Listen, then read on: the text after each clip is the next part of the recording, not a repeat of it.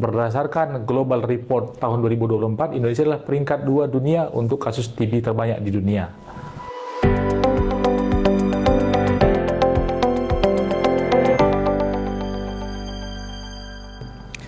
Halo Sobat Bentari, saya Dr. Alam Syahestepu, spesialis paru di Rumah Sakit Bentari. Pada kesempatan ini, kita akan membahas mengenai penyakit TBC atau tuberkulosis, khususnya TB paru. TB paru ini menjadi salah satu masalah penting kesehatan di Indonesia, karena saat ini, berdasarkan Global Report tahun 2024, Indonesia adalah peringkat 2 dunia untuk kasus TB terbanyak di dunia.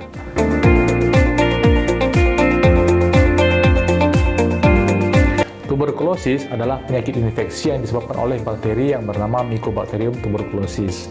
Penyakit ini biasanya menyerang paru, tapi dapat juga menyebar ke bagian tubuh yang lainnya, misalnya kelenjar limfe, tulang, sampai ke otak dan organ-organ lainnya dalam tubuh kita. TBC ini terutama menyebar melalui udara, sehingga sangat penting bagi kita untuk memahami bagaimana mencegah dan mengatasi tuberkulosis ini. Bagaimana gejala TB paru? Jadi kalau kita atau Anda melihat ada saudara atau Anda sendiri mengalami gejala-gejala seperti batuk yang lebih daripada 2 minggu, dengan batuk berdahak biasanya warna kuning kehijauan, kadang-kadang bercampur dengan darah, atau terjadi penurunan nafsu makan, penurunan berat badan, keringat malam, dan demam yang berulang biasanya pada sore atau malam hari, pikirkan kemungkinan ini adalah suatu infeksi TB paru. Nah, bagaimana cara mengatasinya? Segera periksakan diri ke fasilitas kesehatan terdekat dengan Anda untuk mencari tahu pendekatan-pendekatan untuk menegakkan diagnosis TB paru. Bagaimana cara mendiagnosis TB paru? Nah, biasanya teman-teman atau yang sakit itu biasanya ada dahaknya. Dahaknya itu bisa kita lakukan pemeriksaan TCM, tes cepat molekuler. Itu adalah salah satu tes yang paling akurat untuk mendeteksi TB paru. Kalau seandainya dahaknya tidak ada, bisa juga kita lakukan pemeriksaan fotoronsen. Fotoronsen toraks itu bisa melihat adanya tanda-tanda TB paru. Kemudian, kalau misalnya hasil dahaknya negatif atau hasil ronsennya juga negatif, kita bisa melakukan tes apakah kita pernah terinfeksi TB paru dengan melakukan tes mantuk tes atau tes IGRA. Itu adalah salah satu teknik untuk melihat apakah kita pernah terinfeksi TB paru atau sudah sakit TB paru. Bagaimana cara penularan dari TB paru? Nah, biasanya TB ini menular kalau seseorang yang terinfeksi TB, dia itu batuk atau bersin atau mengeluarkan dahak secara sembarangan. Nah, ini sangat penting kita untuk menjaga jarak dengan orang-orang yang sangat sakit TB. Untuk pasien TB sendiri, sebaiknya harus memakai masker minimal 1 bulan pertama pengobatan. Dan kita yang kontak erat dengan pasien TB juga harus memakai masker. Ini untuk memastikan kita tidak terinfeksi dengan TB paru. Bagaimana cara pencegahan TB paru? Nah, ada beberapa langkah yang bisa kita lakukan untuk mencegah kita terinfeksi TB paru. Yang pertama adalah, misalnya kita punya rumah, pastikan rumah kita memiliki ventilasi yang baik dan pencahayaan yang cukup. Itu bisa untuk membunuh kuman-kuman TB yang mungkin ada di situ.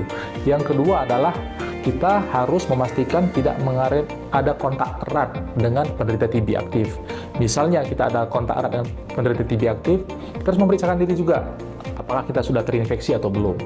Yang ketiga adalah bagaimana kita memperhatikan pola hidup sehat, seperti makan bergizi, olahraga, karena dengan pola hidup yang sehat, imun kita masih bagus, kita susah untuk terkena sakit TB paru. Dan yang paling penting adalah jangan lupa melakukan vaksinasi BCG sejak dini. Vaksinasi ini bisa untuk mengcover atau mencegah terjadinya sakit TB pada kita. Berapa lama proses pengobatan yang harus dijalani oleh pasien? Ya, kita harus, kalau misalnya kita sakit TB paru, kita harus mengobatinya. Berapa lama pengobatannya? Biasanya paling cepat itu 6 bulan. Kadang sampai 9 bulan, ada yang bahkan sampai 1 tahun.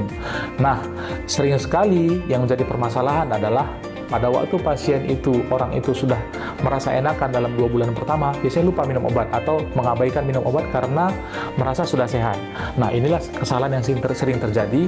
Kenapa? Karena kalau baru minum obat 2 bulan, itu sebenarnya TB-nya sudah mulai meredah tapi belum habis. Nah, kalau kita misalnya cuma minum obat 2 bulan, dalam tempo berapa bulan kemudian, kuman-kuman TB yang belum habis tadi akan bangkit kembali. Ini yang sering menyebabkan terjadinya TB yang kambuh dan malah terjadi TB kebal obat. Ya, jadi tolong kalau kita misalnya atau saudara atau siapapun yang sakit TB, pastikan meminum obat TB sampai selesai, sampai dinyatakan oleh dokter sembuh. Kemana kami bisa mendapatkan info lebih lanjut seputar TB paru? Kalau seandainya Bapak, Ibu, atau teman-teman mempunyai gejala-gejala seperti yang kita sebutkan di atas, jangan ragu untuk berkonsultasi dengan KPDRS Mentari jika Anda membutuhkan informasi lebih lanjut atau ingin melakukan pemeriksaan. Bersama-sama, kita bisa melawan TBC dan menciptakan lingkungan yang sehat untuk kita semua. Ingat, mencegah lebih baik daripada mengobati. Terima kasih dan sampai jumpa di Rumah Sakit Mentari. Di sini adalah jadwal praktek saya di Rumah Sakit Mentari.